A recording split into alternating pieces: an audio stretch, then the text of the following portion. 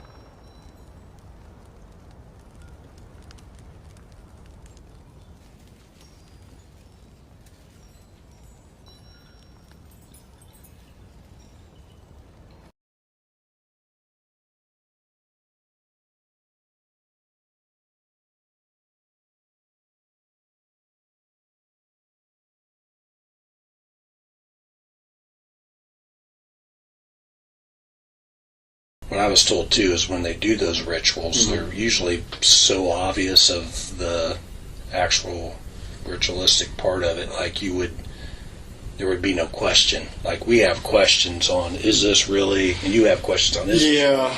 But little research I've done is, if it's a ritual, they're going to let you know. It's going to be so clear that you could tell.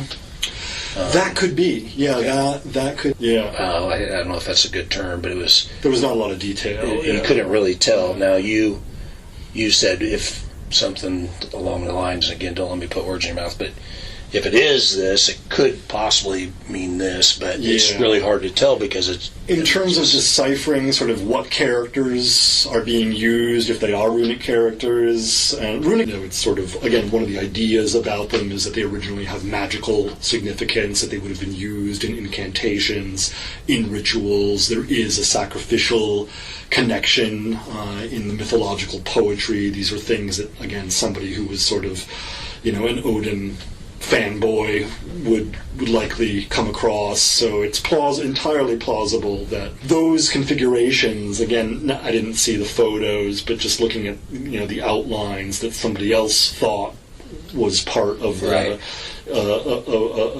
an attempt to render something in characters.